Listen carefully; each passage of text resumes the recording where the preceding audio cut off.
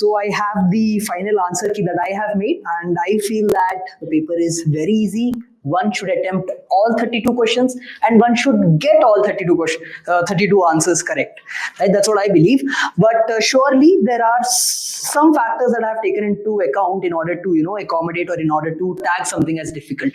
So if you look here, there were few questions for which prior knowledge of law was required, or what we can say legal knowledge is required. Those questions I have tagged as difficult to medium because not everyone who is appearing in this paper has gone through all those subjects which were used in order to answer those questions. Anyhow, I will keep it short. I will not explain passages in detail. The first passage was about right to privacy, and they were talking about how a particular organization, institute, or an entity which takes data from an individual is supposed to conduct itself, right? Or in what are the rights of the person whose data has been given to the organization, and what are the rights of the organization, and what are the duties and obligations of the organization. This is what the passage was about. I will not go too much into the interpretation part. I will just mark the answers. If you come to question number 53, an Indian company collects personal data.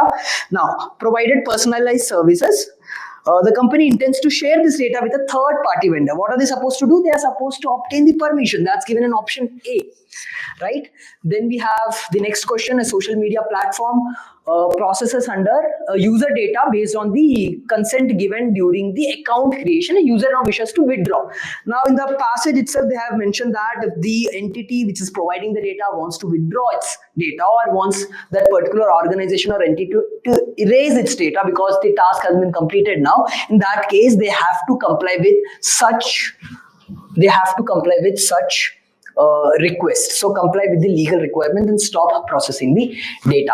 Now if we come to the next question, a financial institution collects biometric data from its client for a verification purpose. If the client wishes to know what data has been collected under the Digital Personal Data Protection Law in India, what right allows them to request? Now, right to access has been given. That's the most logical way of answering it.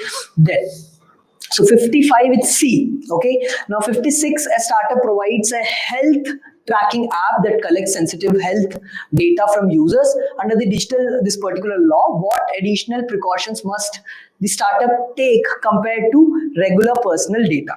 Now if you come to this, because it's sensitive data, sensitive health data, for sensitive, they have expressly mentioned in the passage that there is higher standard, right? So ensure explicit consent and adopt higher security standard. This was the highlighting portion of this particular question, right? Now, if you go to the next question, as per the passage, what are the rights included? So there are plenty of rights given here. If you see, all of the rights were given in the passage directly or indirectly. What can be a deciding thing here, or what you can resort to in order to eliminate or in order to quickly come to an answer is that 2, 3 looks mutually exclusive, right? So if 2 is there, 3 is not there, 3 is there, 2 is not there, but you have to accommodate both of them because in passage both of them are written, then you go with option D. Right? The next passage is on public examination. If you appeared or if you took coaching at Abhyaas, you know this, that in the rank booster phase in legal reasoning, we specifically dealt with a passage like this. Right, and I'm very sure that would have put a lot of confidence in our students. So this particular topic was covered in class, and the questions were very easy from this. Right, so the first question: a bill becomes an act only. Right, we know this. After the president gives the assent, it's written in the passage as well that the president, no mention of houses and everything is there. Once the president gives an assent to a bill, it becomes an act. Right. The next question is a service provider. Now, the passage says that a service provider is also liable if he engages in any of those things. Here, the service provider has engaged into what can be called malpractice in terms of what's given in the passage. So, accordingly, the answer to this particular question should be C. They will be liable, right? But the thing was, what is the punishment or the fine or the compensation that can be involved? If you look at the passage, 2 components were given. Fine up to 1 crore was given, plus something else was given. This something else has been accommodated by option C. So option C is the most viable option. A lot of people thought that this proportional income, one is this entire cost was somewhere, troubling them. And the other thing that was troubling them was they thought that 1 crore ke andar you have to put this particular cost of conduct of examination. But what if it's an examination for which the service provider was taken paying 20 crores? What are you going to say? Are you going to say that no, only 1 crore can be taken from that particular entity? No, in that regard. So if you use a little bit of logic, C would be the answer that you would reach to. Right? Then let's come to question number 60. An invigilator has done something. He has manipulated the seating arrangement. It's given the passage that if you do any of those, then you will be punished under the act. Now, what is the punishment that can be put? The passage says that not less than 3. So not less than 3, matlab 1, 2 gaya. The only remaining options are 3 and 4, because not less than 3 includes 3 and 4. Right? So 3 and 4 years both can be there, but fine can be imposed up to 10 lakhs. So here 15 lakhs. So we will eliminate this option for that reason, and then the answer should be B. Right. To the next question. We'll jump to the next question. Identify which of the following is not unfair means relating to conduct of public examination. Both of 61, 62 questions, right? They're asking about what would not amount to an offense, what would not, right? Here offering help to student during the examination is there, right? The other one also sitting arrangements is there, manipulation. All of them have manipulations are there. A is the answer, and A is also the answer for the 62nd question. Following is not a service provider. If you see coaching center is doing nothing in relation to exam, whatever they do it before exam, right? Once the exam has started, all these three entities are somewhere involved into the business of conducting exam, but whereas coaching institutes are not. So for that reason, 61, 62 should be A and A respectively, right?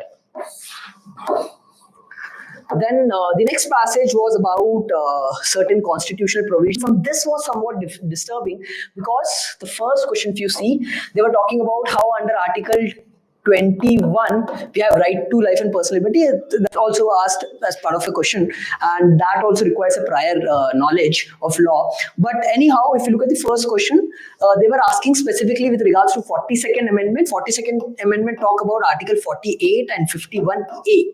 Now 51A, if you use little bit of your classroom knowledge, right, A indicates an insertion, and the fundamental duties were inserted. They were not originally part of constitution, so fundamental duties will definitely be there, connected to 51. And 48, what comes before fundamental duties? It's directive principles of state policy, that is DPSP. So accordingly, the option should be B here. Right. Now 64, coming to question number 64, the nature of binding commitment. Now India being a signatory to Paris Agreement, they have to lower the carbon emission. They have to take adequate measures. Now option C talks about possibility of. There is no possibility. If there is measures, you have to take adequate measures and you have to reduce it. That's shown. And the word binding here indicates the shall thing, which has to be overlooked when you are comparing. This may is there. Now, accordingly, the answer should be A. Right? If you come to question number 65 under Article 51AG, now this also has to be taken a rough guess. You require a prior knowledge of law in order to know what is this G clause of 51A.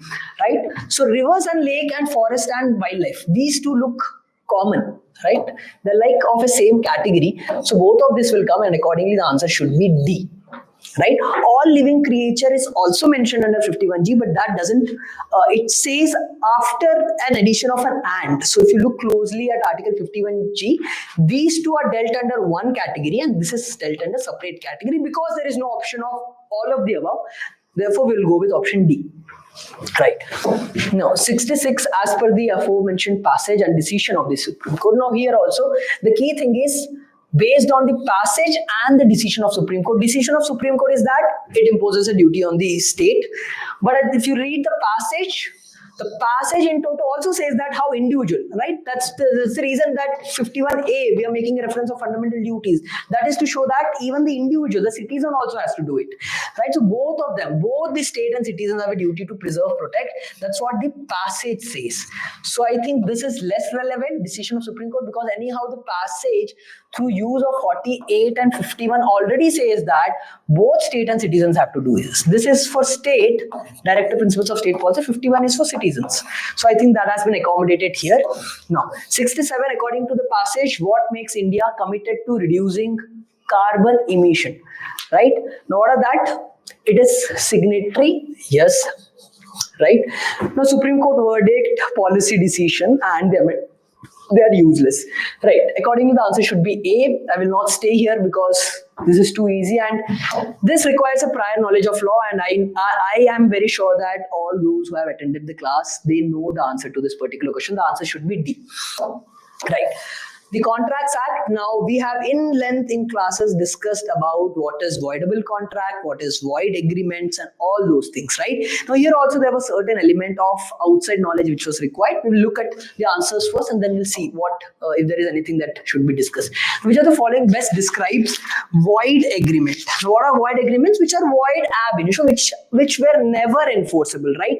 That particular thing is given in option B, right? That has no legal effect from the beginning. Right. The answer to the next one is the contract between two parties to rob a bank.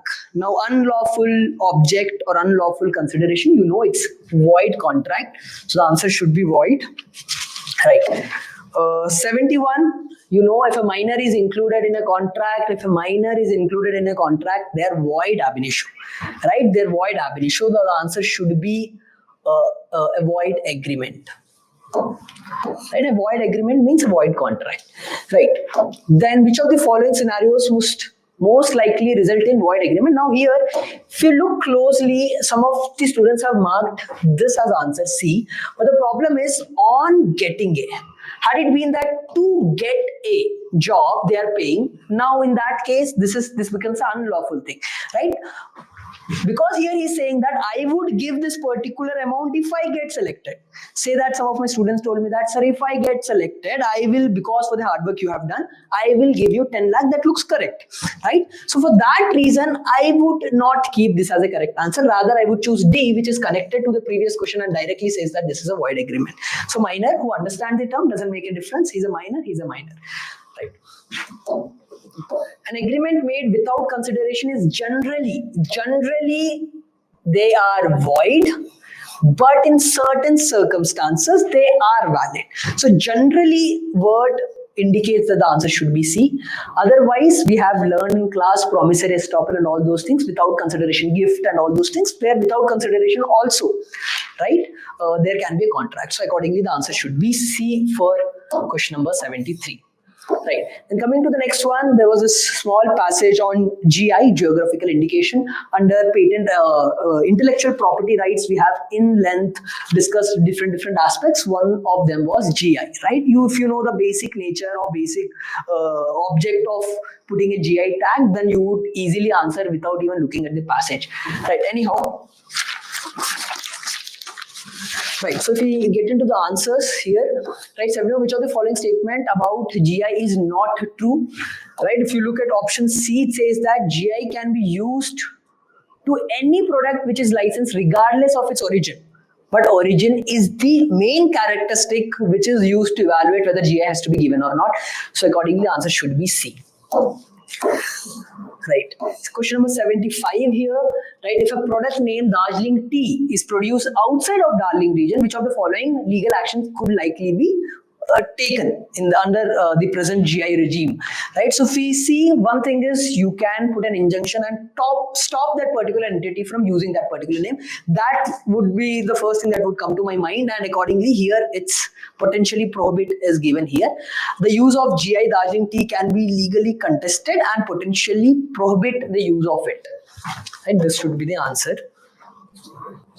So the answer to 75 is B. Now 76 says which of the following is not a potential consequence. Not a potential consequence. Which of the following is not a potential consequence? If you see, compulsory license of patent is nothing to do with what has been asked. Otherwise, if you see, loss of reputation, decrease in market value, potential legal action, all these are, if suppose someone contests a GI, all these are some of the things which he would contend in court. But C, compulsory licensing is not required. So we'll go with C here. Right. Now coming to question number 77. In the context of GI, which of the following scenario best illustrates the concept of GI origin? Now this was straightforward asked from the straight away asked from the passage, so I will not stay here. The answer is C. And the answer to 78, choose the most appropriate objective of TRIPS agreement. It is to make sure that GI is protected among all the member states. That's given under C. Right? I don't need to explain these two questions because otherwise I would look dumb in that regard. Right. So coming to the last question, coming to the last passage, the questions from the last passage were too easy. Again, child in conflict with law. We have dealt in detail in rank booster classes that how this particular passage could appear in the paper, and it has appeared. See.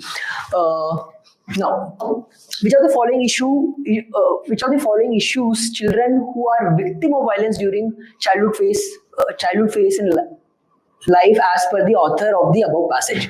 There is some reflection coming in, so I can't read it. Right. Anyhow, we'll continue with marking the answers. Again, too easy, nothing specific that is required to be explained here. Right. All of them are given in the last passage. Right, last paragraph of this passage. If you come here, all of these things verbatim it's given. Right. Difficulty in school, abuse of drugs, everything is given. So A, B, C all are correct. The answer should be D. Right. Then what is the primary objective of criminal justice system? It says that, if you come to the passage again, the main objective is deterrence, and in order to do deterrence, in order to fill deterrence, in order to stop people from doing crime and create a fear in them, what you have to do, you have to punish that particular person, right? That's the continuation, which is punish the transgressors, right? So in that regard, the answer here should be punish the offender. Right. Then the National Crime Record Bureau, what is its primary responsibility? It is only to compile and analyze the crime data, crimes which are happening. It's not about the enforcement of those criminal laws. We are not concerned ki how many FIRs were actually, how many accused were actually punished, or how many of them were acquitted. No, the data is only about how many crimes were reported. And to analyze that data, that's clearly written in option C. So it should take precedence over option D, which looks close, but again it talks about enforcement, which is something that this data is not concerned about. Right? Which of the following category has the highest? I think it's straight away given in the passage that kidnapping and abduction is at first place, followed by POSCO. So accordingly, option B should be the answer. Then which of the following is correct expansion of the term POXO? If you search for it, again legal knowledge little bit, but if you use a common sense prosecution word and woman word, and straight away you can eliminate, and the answer should be A. Okay, you would have enticed by option D, but yeah, the answer is A. Right. What risk do children face when exposed to? Again, this thing is given in passage straight away. It's taken from the passage. You don't need to think too much. You just have to relate to the things that are given in the passage and just mark whether they are present in the passage or not. So a lot of questions like that have appeared in the paper. With regards to the questions which required prior knowledge of law, definitely we'll come up with an explanation tomorrow as to whether you should be contending those questions or not. But as of now, this is what we have. The paper is very easy. What we believe here at Abhyaas is that 32 attempts with 32 questions going all correct is possible, right? I have personally talked to a few of the students, and there are students who have scored 31 correct and 1 wrong. So let's see where it goes, but we will come up with further clarification on what to be done with regards to other questions, right? So if there is any key contention, we will be also bringing that tomorrow. Right now, within some time, we will have a live session on logical, the key on logical, followed by the cutoff. For the cutoff, please stay back because we are going to present wonderful cutoff scenarios for each of the NLU. So you would get to know, maybe before you sleep today, you would get to know which NLU you are going to get into if you evaluate the score and further check with the cutoffs. So stay tuned.